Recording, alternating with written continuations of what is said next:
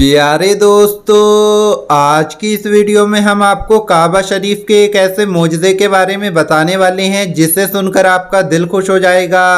आप चाहें इस वीडियो को लाइक करें या ना करें, लेकिन इस वीडियो को आखिर तक ज़रूर देखें। तो चलिए शुरू करते हैं। लाहौर में एक दूध बेचने वाला रहता था। उस नौजवान के दिल में हज करने की बहुत तलब थी। जब लोग हज करके वापस आते थे तो वो उनसे बड़े शौक से मिलता था और उनके हाथ चूमता था, उनसे बातें किया करता था। एक बार उसने हज के मौसम में लोगों से पूछना शुरू कर दिया कि हज पर कैसे जाते हैं। किसी ने उसे बता दिया कि हज के लिए कराची से जाते हैं और उसे स्टेशन पर भी पहुंचा दिया। अब वो स्टेशन पर लोगों से पूछने लगा, मुझे कराची जाना है, कराची कैसे जाएं? वो कई दिनों तक लाहौर के स्टेशन पर फिरता रहा। एक बार ट्रेन के टीटी ने सोचा कि ये बेचारा कई दिनों से यहाँ पर फिर रहा है। चुनांचे ट्रेन के टीटी ने दूध वाले से कहा, तुम मेरे साथ ट्रेन में बैठ जाओ, मैं तुम्हें कराची ले जाता हूँ। और फिर वो कराची पहुँच गया। कराची रेलवे स्टेशन पर पहुंचकर उसने लोगों से पूछना शुरू कर दिया, मुझे हज पर जाना है, कैसे जाऊं? किसी ने उसे हाजी कैंप पर जाने का रास्ता बता दिया तो वो हाजी कैंप पर चला गया। वहां बहुत से लोग हज पर जा रहे थे, लेकिन इस बेचारे के पास ना तो टिकट था, ना पासपोर्ट था और ना ही पैसे थे। मगर उसके दिल में हज करने का जज्बा था। एक दिन उसके दिल में ये ख्याल आया कि जो हाजियों का सामान जहाज़ पर ले जाने वाले कुली हैं, उन्हें जहाज़ के अंदर आने जाने की इजाज़त है। चुनांचे उसने एक कुली से दोस्ती कर ली और कुली की वर्दी पहनकर हाजियों का सामान जहाज़ में रखने लगा। वो दूध वाला सामान रखने के बहाने जहाज़ पर आता जाता रहा। जब सारा सामान ख़त्म हो गया तो वो जहाज़ के अंदर किसी कोने में छुपकर बैठ गया और अपने कपड़े पहनकर कुली की वर्दी वापस भिजवा दी। लोग अपने अपने कमरों में बिस्तर पर सोते रहे और वो बेचारा बैठ बैठ कर वक्त गुजारने लगा। उसने जहाज पर एक बंदे से कहा कि भाई, जब जद्दा आ जाए तो मुझे बता देना। चुनांचे जब जद्दा शहर की रोशनी नजर आने लगी तो उन साहब ने उसे बता दिया कि वो देखो जद्दा आ गया है। इसके बाद वो दूध वाला जहाज के ऊपर चढ़ गया और वहां खड़े होकर समंदर के अंदर छलांग लगा दी। उसे तो तैरना भी नहीं आता था। चुनांचे जब वो नीचे गया तो वापस ऊपर ना आ सका। उस आदमी ने देखा कि ये तो नजर ही नहीं आ रहा है। वो समझ गया कि ये बेचारा डूब गया है। उसने सोचा अल्लाह को यही मंजूर होगा। इसके बाद जब उस आदमी ने हज किया और तवाफ़े ज़ियारत के बाद हरम शरीफ से बाहर निकला तो उसने देखा कि वो दूध वाला भी हरम शरीफ से बाहर निकल रहा है। इस आदमी ने फौरन दूध वाले से पूछा, आप तो वही हो जिन्होंने समंदर के अंदर छलांग लगाई थी? तो दूध वाला कहने लगा, हाँ मैं वही हूँ। उसने दूध वाले से पूछा, तुम्हारे साथ क्या हुआ है? दूध वाले ने कहा, मेरे साथ क्या हुआ है ये मैं तुम्हें आगे जाकर बताऊंगा। चुनांचे वो आदमी उसके साथ चल दिया। जब बाहर निकला तो एक बिल्कुल नई कार खड़ी थी। ड्राइवर इंतजार कर रहा था। दूध वाला कार के अंदर बैठा और उस आदमी को भी बिठा लिया और एक मकान की तरफ चल दिए। मकान में जाकर उसे एक जगह पर बिठा दिया और कहा, मेहमान के लिए खाने पीने की कोई चीज़ लेकर आओ। चुनांचे एक नौकर कुछ फल लेकर आया। उस आदमी ने हैरान होकर पूछा कि भाई मुझे बताओ किस्सा क्या है? तो वो दूध वाला कहने लगा, मैं तुम्हें किस्सा बाद में बताऊंगा, पहले मेरी कार देखो। ये मेरी ही कार है और ये मकान भी मेरा ही है। उसने पूछा, ये सब तुम्हें कैसे मिल गया? दूध वाले ने कहा, ये तो राज की बात है, लेकिन क्योंकि तुम मेरे बारे में जानते हो इसलिए मैं तुम्हें बता देता हूँ।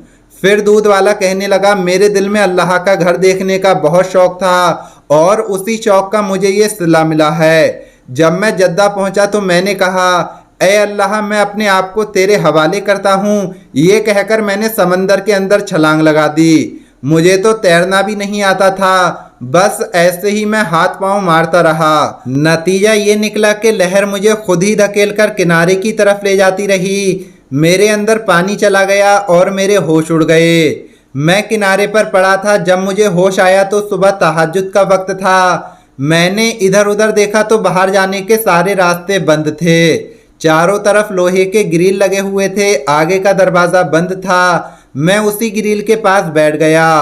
मैंने देखा उस ग्रिल के दूसरी तरफ एक घर है और उस घर के सहन में एक गाय बंधी हुई है और दो आदमी उस गाय का दूध निकालने के लिए आए हैं, मगर गाय उनसे मानूस नहीं हो रही है, जिस वजह से वो गाय उन लोगों के काबू में नहीं आ रही है और वो लोग गाय का दूध नहीं निकाल पा रहे हैं। लेकिन मेरा तो काम ही दूध का था। जब मैंने ये मंजर देखा तो मैंने उन्हें आवाज देकर अपनी तरफ बुलाया और इशारे से कहा कि मैं इस गाय का दूध निकाल देता हूँ।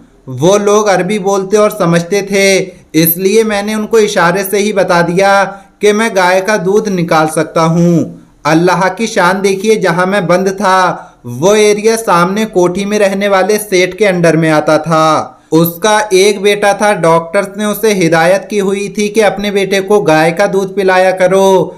उसने स्पेशल अपने बेटे के लिए वो गाय रखी हुई थी। गाय के अंदर दूध तो होता था मगर वो निकालने नहीं देती थी, जिसकी वजह से सेठ और उसकी बीवी बहुत ज्यादा परेशान थी। अब जब मैंने उनसे कहा कि मैं गाय का दूध निकाल देता हूं तो उन्होंने सेठ से कहा कि अंदर मुसाफिरों में से एक आदमी कहता है कि मैं तुम्हें गाय का दूध निकाल देता हूं।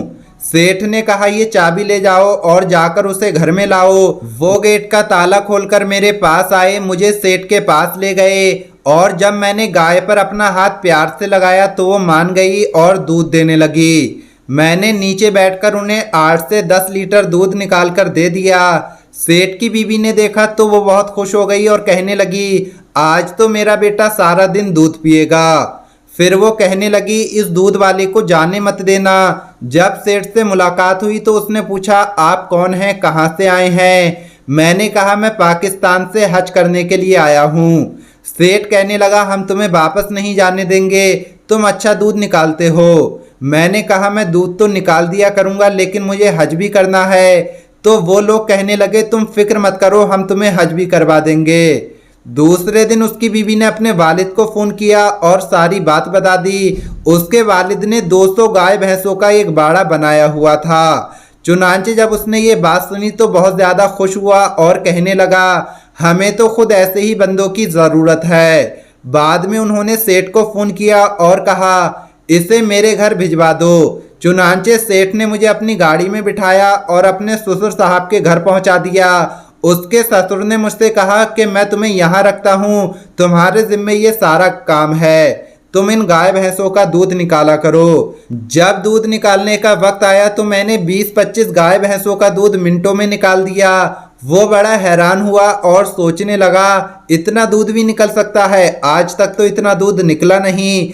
वो मुझसे कहने लगा, तुम यहीं रहो, हम तुम्हें हज भी करवा देंगे। मैंने उनसे कहा, मुझे वापस घर जाना है। वो लोग कहने लगे, हम तुम्हें नहीं जाने देंगे, तुम्हें यहीं रहना होगा। मैंने कहा, मेरे बीवी बच्चे तो वहाँ हैं। उन्होंने कहा, तुम फिक्र मत करो, मैंने एक नया घर बनाया है, ये घर मैं तुम्हें देता हूँ और ये मेरी गाड़ी है, ये भी मैं तुम्हें तोहफे में देता हूँ। अब तुम अपने बीवी बच्चों का नाम और एड्रेस बता दो, मैं उन्हें पैगाम भिजवा देता हूँ और आने वाले जहाज में तुम्हारे बीवी बच्चे भी यहाँ आ जाएंगे और उनके साथ एक और हज करने ला, बल्कि अब तो तुम हर साल हज करना। अब 1 हफ्ते बाद मेरे बीवी बच्चे मेरे पास पहुंच जाएंगे। मैंने हज भी कर लिया है और ये अल्लाह के घर को देखने की बरकत है। अल्लाह ने मुझे दुनिया की नेमतें भी अता कर दी। अब मैं यही रहूंगा, हर साल बैतुल्लाह शरीफ की जियारत करूंगा, हज करूंगा। सुभान अल्लाह, सुभान अल्लाह। प्यारे दोस्तों, इस वाक़ये के बारे में आप क्या कहना चाहते हैं कमेंट बॉक्स में ज़रूर बताएं। मिलेंगे अगली वीडियो में। अल्लाह हाफिज़।